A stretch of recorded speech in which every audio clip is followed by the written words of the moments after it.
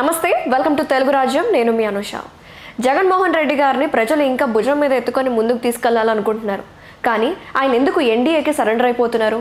ఎన్డీఏకి సరెండర్ అయితే చంద్రబాబు నాయుడికి సరెండర్ అయినట్టే కదా.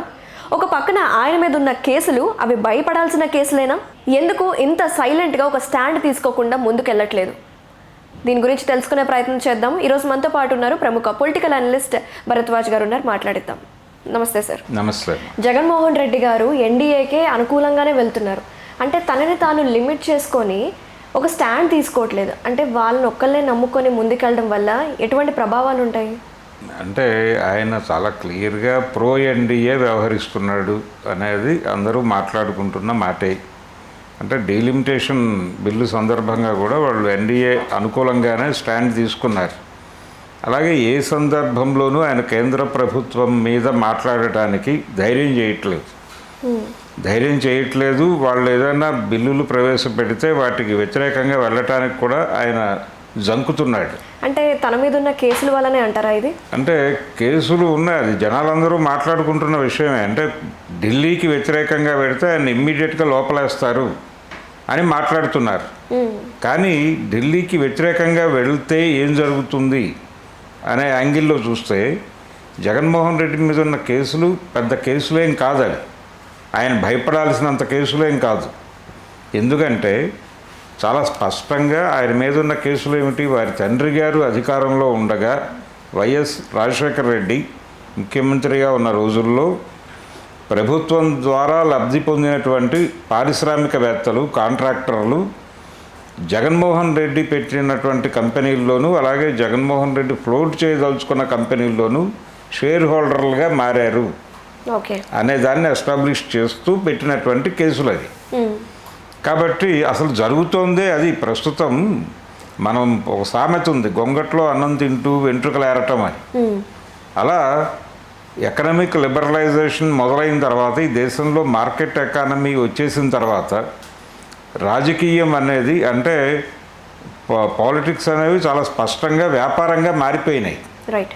పొలిటికల్ బిజినెస్సే జరుగుతోంది దేశంలో. అంతే తప్ప ప్రజల కోసం పనిచేయటం, ప్రజల కోసం త్యాగం చేయటం ఇలాంటి కార్యక్రమాలు ఏవీ లేవు ఏ పార్టీలోనూ. అది రెండోది, వైఎస్ రాజశేఖర రెడ్డి మాత్రమే ఆ టైంలో అలా చేశాడు అనేది కూడా తప్పే. అంతకుముందు చంద్రబాబు గారు చేసింది అదే. 95 తర్వాత భారతదేశంలో పవర్లోకి వచ్చిన ప్రతి పొలిటీషియన్ను ఏం చేశాడో అదే చేశాడు రాజశేఖర రెడ్డి కూడా. ఓకే. అదే చేశాడు జగన్మోహన్ రెడ్డి కూడా. వాళ్ళు వ్యతిరేకంగా ఏమీ చేయలే. నడుస్తున్న వ్యవస్థకి, నడుస్తున్న పద్ధతులకి వ్యతిరేకమైనటువంటి యాక్టివిటీ ఏమీ చేయలేదు వాళ్ళు. ఓకే. జగన్మోహన్ రెడ్డి గారి కంపెనీల్లోకి ఎలా షేర్లు వచ్చినాయో అలాగే చంద్రబాబు నాయుడు గారి కంపెనీల్లో కూడా షేర్లు అలాగే వెళ్ళినాయి. కాకపోతే ఆయన కేసుల దాకా వెళ్ళలేదు. ఆ రోజున యూపీఏ జగన్ని కంట్రోల్ చేయడం కోసం కేసులు పెట్టింది.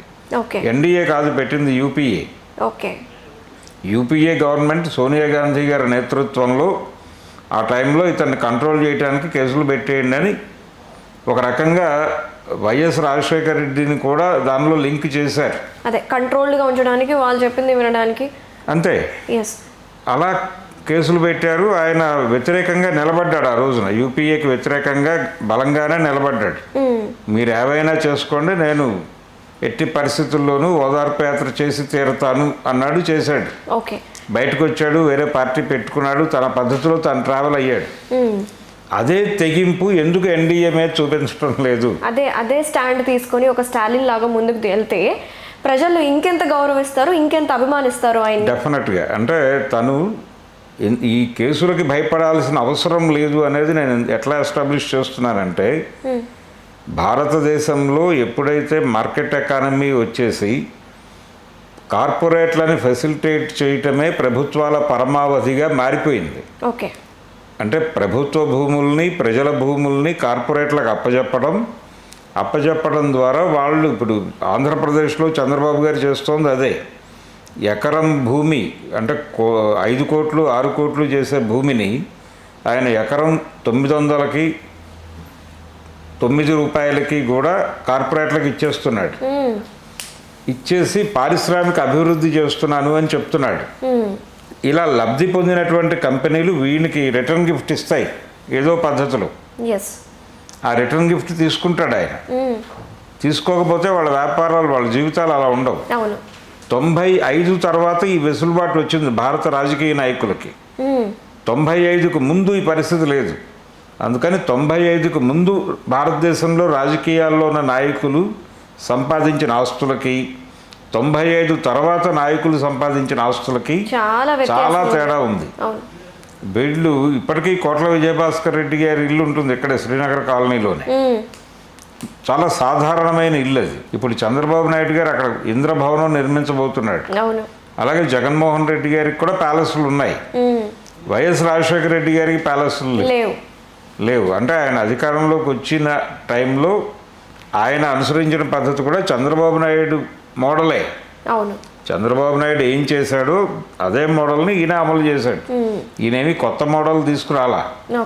అంతకుముందు చంద్రబాబు నాయుడు గారు ఆస్తులు పెరిగిన పద్ధతిలో ఆయన మీద కూడా కేసులు పెట్టాలి. ఇప్పుడు జగన్మోహన్ రెడ్డి గారు తెగించి సీరియస్గా ఓపెన్ స్టేట్మెంట్ ఇచ్చి ఏం చేశానని నా మీద కేసులు పెట్టారు అని అడగచ్చు కదా సార్. అడగాలి అనేదే డిమాండ్ ఇప్పుడు జనాలది. మీరు మీ మీద పెట్టిన కేసులు మీరేదో దారుణాలు చేశారు అని వాళ్ళు అంటున్నారు, కానీ మేము అనుకోవడం లేదు. నడుస్తున్న వ్యవస్థలో అందరూ ఏం చేస్తున్నారో అదే జగన్మోహన్ రెడ్డి చేశాడు. కొత్త వ్యవహారాలు లేవు, కొత్త నేరాలు లేవు ఆయన వ్యవహారానికి సంబంధించి. ఆయన మీద యూపీఏ పెట్టిన కేసుల గురించి ఆయన భయపడటం అనవసరం. తీసి అవతల పారేసి ఆయన తిరుగుబాటు బావుట ఎగరేస్తే ఆయనకి జరిగేది ఏమీ లేదు. అలాగే ఆయన అంటే కేంద్రం ఆయన ఏదో చేస్తుంది అనేది భ్రమ.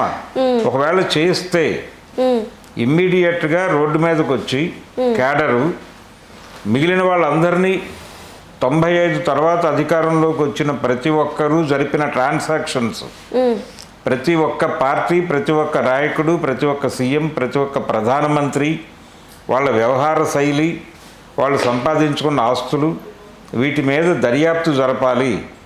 అంతే తప్ప జగన్మోహన్ రెడ్డిని లోపలేయటం అనేది కుదిరే పని కాదు అని ఒక ప్రజాందోళనని నిర్మించడానికి పార్టీ క్యాడర్ని సమాయత్తం చేయాలి. ఆయన చేసి యుద్ధానికి దిగి ఒక అంతర్యుద్ధం నేను నిర్వహిస్తాను దేశవ్యాప్తంగా, రాష్ట్రానికి పరిమితం కాదు, దేశానికి సంబంధించి ప్రతి ఒక్క నాయకుడిని తీసుకొచ్చి బోన్లో నిలబెడతాం మేము అనే పద్ధతిలో ఒక ఎదురు దాడికి వెళ్ళగలిగితే అప్పుడు ఈ పద్ధతులన్నీ ఎందుకు జరగట్లేదు అంటారు?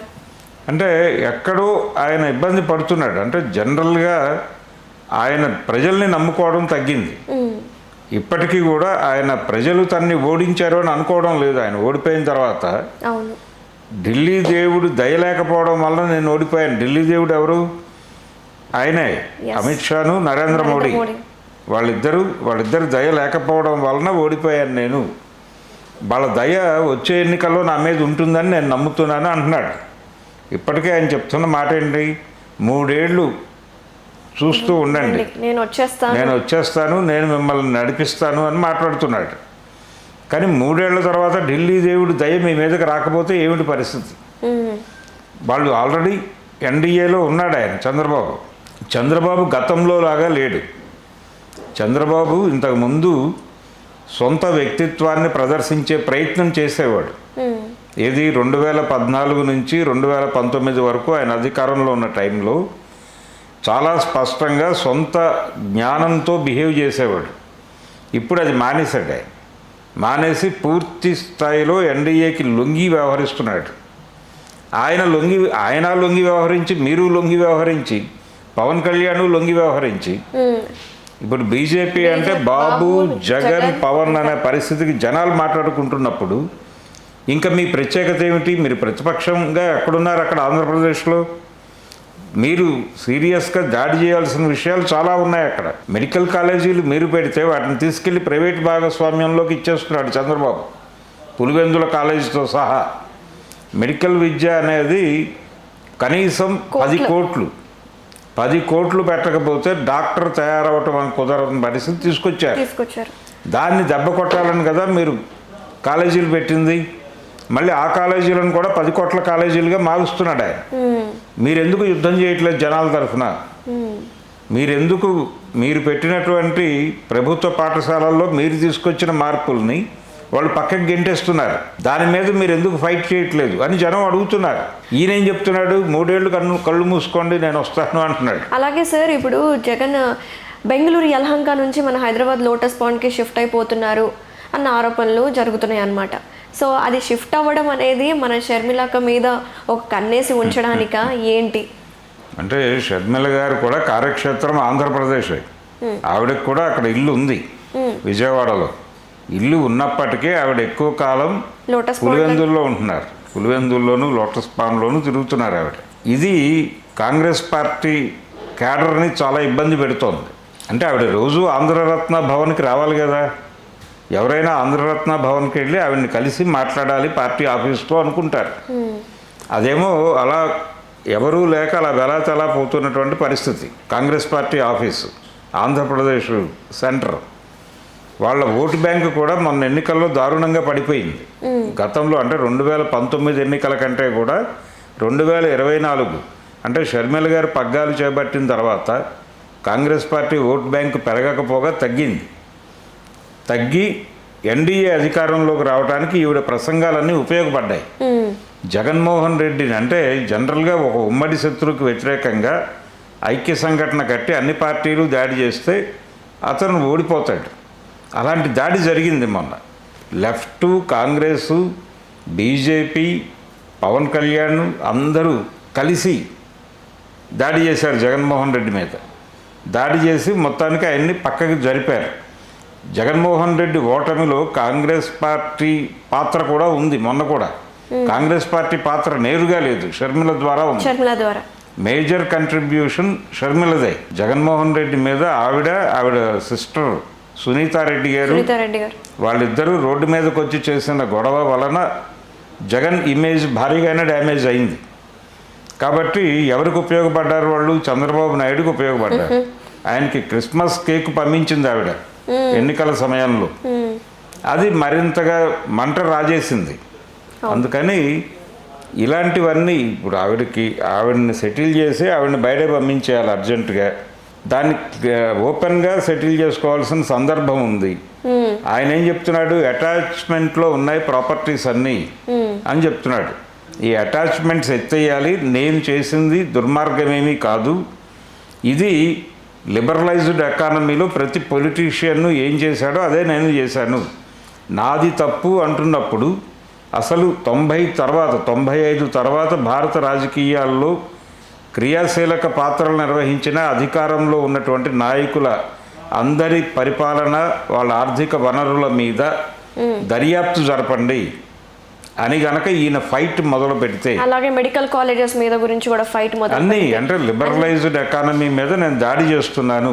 ఎడ్యుకేషన్ సిస్టమ్, ఐబీ సిస్టమ్ ఉంది, మీరు కూడా గవర్నమెంట్ స్కూల్స్ సార్ అన్నీ అంటే ప్రజలకి అనుకూలంగా నేను ఉద్యమించదలుచుకున్నాను. ఒక ఆల్టర్నేటివ్ ఐడియాలజీ ఉంది నాకు. నేను ఈ మార్కెట్ ఎకానమీని వ్యతిరేకిస్తున్నాను. మార్కెట్ ఎకానమీ వలన ప్రజలు చాలా సఫర్ అవుతున్నారు, ఇది నేను గుర్తించాను.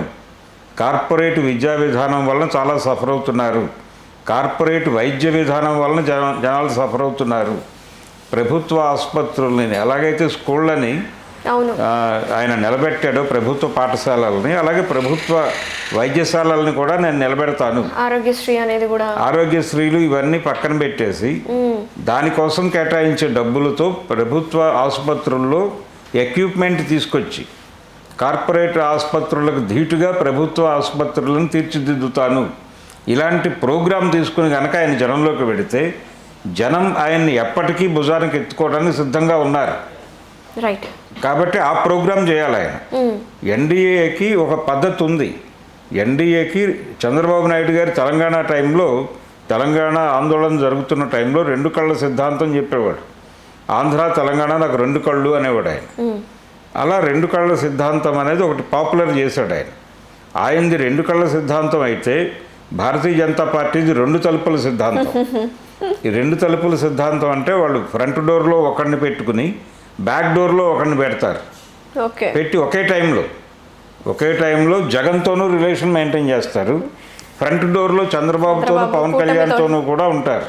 ఇంతకు ముందు అంటే 2019 ఎన్నికల తర్వాత జగన్మోహన్ రెడ్డి ఫ్రంట్ డోర్లో ఉన్నాడు, వెనక డోర్లో పవన్ కళ్యాణ్ ఉన్నాడు, చంద్రబాబు త్రిశంకు స్వర్గంలో ఉన్నాడు.